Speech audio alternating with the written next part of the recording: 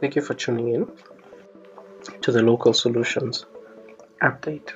This is an update that the data is as at January 2022. We'll just start off with 1 month returns over different asset classes, and thereafter move to a longer period, and then dive into the solutions. Just over this month, if we start from an offshore different asset classes, what we then see is that it's been a challenging month, a challenging environment within the market. We, from the likes of equity to property, really taking a huge drag, whilst the least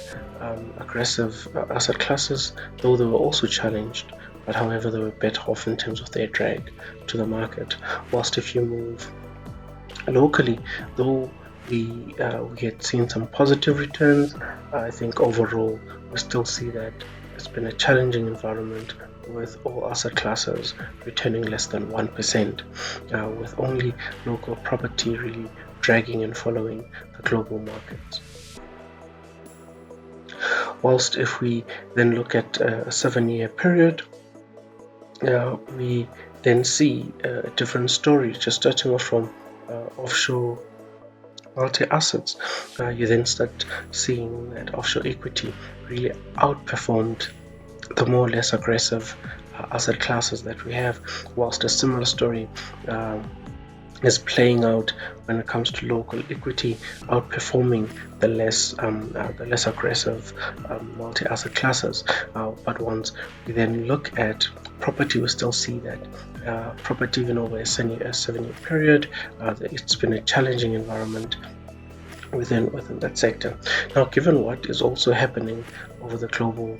market as we speak, the uncertainty that is coming through into the markets through inflation as well as re-ratings, with the most recent Ukraine and Russia tensions that we see within the market, it obviously then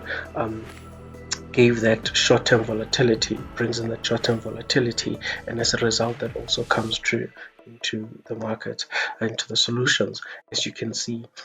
over the 1 month there's been some volatility that's coming through there. Nevertheless, if we start from the very far right, where since inception all the solutions have been ranked in the first or second quartile, and that's a very strong performance. Whilst for all periods, for all funds, what you see for any period that's greater than 3, they've been really robust solutions, very competitive solutions in providing first or quartile returns, with the exception of the income fund between 3 and 5, the global preserver at 3-year return, as well as the global moderate at 8-year return. But if you then also see that even though the global moderate at 8-year had a challenge, but for any period less than that besides 1 month, you really see that competitiveness still coming through. Similar scenario will actually goes for the global preserver, that for periods less than 3 years you still see that competitiveness that comes through with the fund. Whilst for most of our solutions, for any periods of 6 months to 2 years, even though that's a short period and tends to be volatile, but you see the competitiveness in the solution and how robust they are given the current market conditions. And just going into our different solutions and looking at really over the recommended minimum investment period, how have they really fared?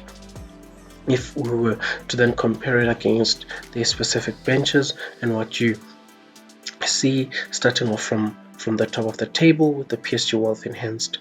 Interest Fund of Fund with a 1-year minimum recommended investment period, it has actually provided an excess return of 67 basis point. And moving on to the PSG Wealth Income Fund of Fund, it has managed providing 80 basis point of excess return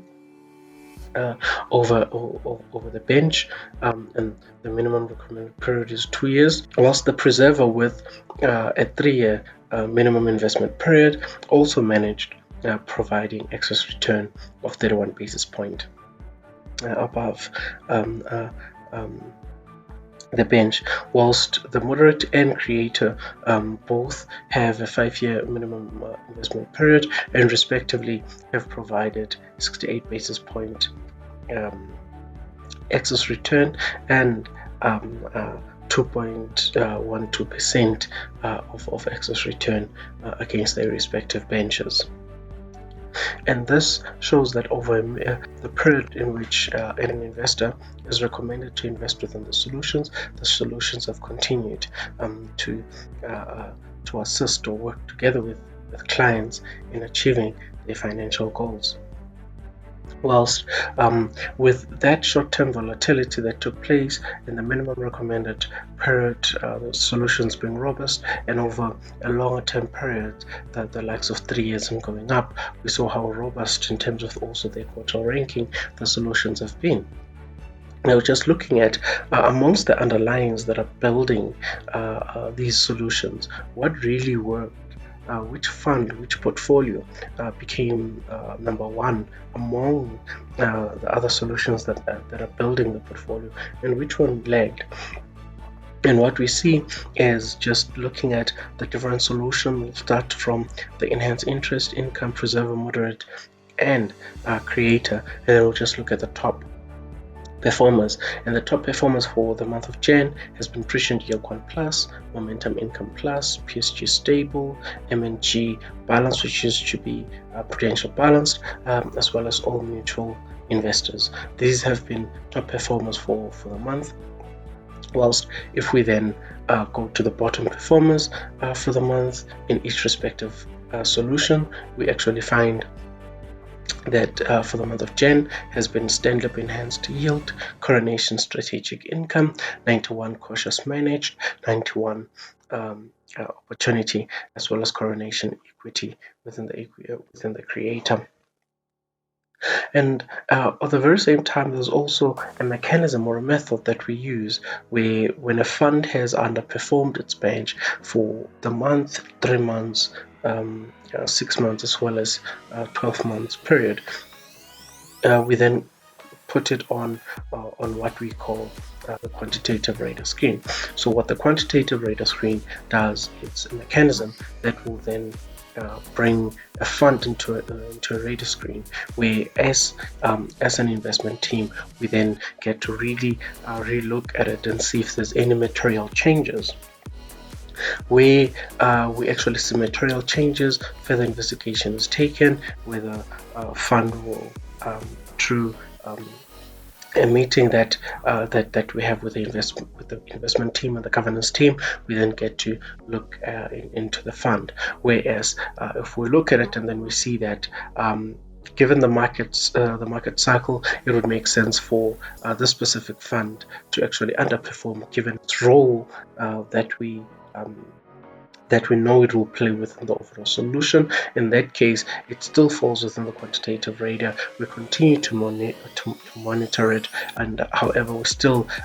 keep it within the fund, as we believe that it continues to play the role that it actually plays, and the returns are around the expectations that we had, given the type of fund and investment philosophy that the portfolio manager embraces.